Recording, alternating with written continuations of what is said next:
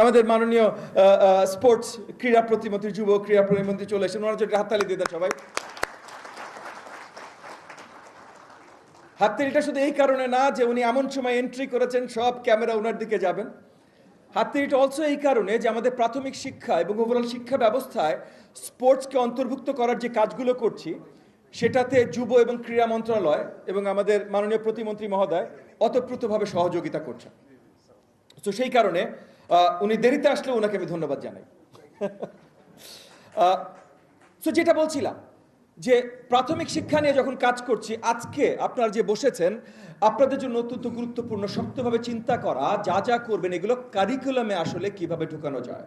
Just কথার কথা sports না, কারিকুলামে কিভাবে ঢুকানো যায়। যেমন ভ্যালু বেসড এডুকেশন, এই ভ্যালিউসগুলো আমাদের অ্যাকচুয়ালি কারিকুলামে ঢুকাতে হবে। যেমন মনে করেন একটা এক্সপেরিমেন্টাল ভ্যালু বেসড এনসিটিভির সাথে একটা মিটিং আমি বলেছিলাম যে আমরা দেখতে চাই যে আমাদের প্রাথমিক শিক্ষায় ক্লাস 1, 2, 3, 4, 5 উইকডে ক্লাস স্কুল হয় 5 দিন, রবি সোম মঙ্গল বুধ বৃহস্পতি, ক্লাস আমার 5টা 1, 2, 3, 4, 5।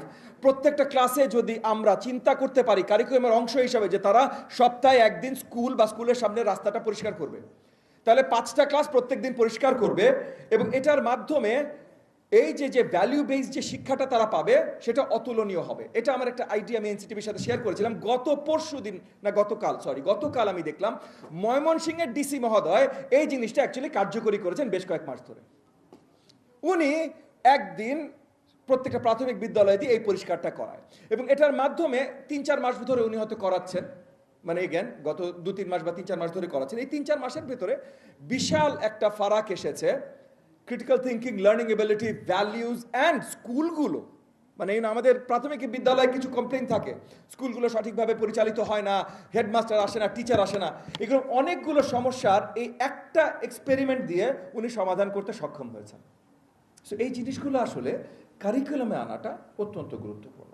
কারিকুলামের দায়িত্ব এনসিটিভির, কিন্তু এনসিটিভিকে এই কারিকুলাম প্রাথমিক শিক্ষার যারা দায়িত্বে আছেন, ডিপিই, মপমি মন্ত্রণালয়, তাদের সাথে মিলেই কাজ করতে হবে এবং আপনারা সকলে তাদেরকে ফিডব্যাক দেবেন, আমাদের সকলকে ফিডব্যাক দেবেন কিভাবে এই জিনিসগুলো ভালোভাবে করা যেতে পারে।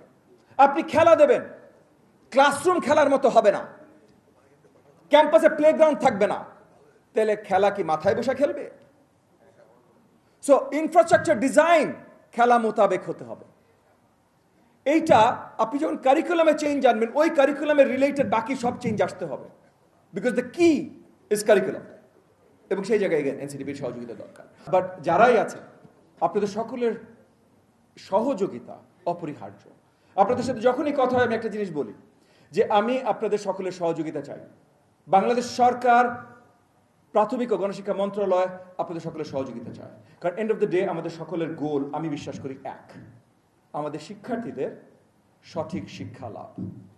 এবং বহু বছর পর আমাদের দেশ, আমাদের জাতি এমন একটা সরকার ব্যবস্থা পেয়েছে, একটা মন্ত্রিসভা বা প্রধানমন্ত্রী পেয়েছে যারা আসলে সঠিকভাবে এই জিনিসগুলো করতে চায়। সো ইনশাআল্লাহ the time is now for all of us to congregate, for all of us to work together to ensure যে বাংলাদেশের প্রাথমিক শিক্ষা যেন আর কোনোভাবে পিছিয়ে পড়ে না থাকে।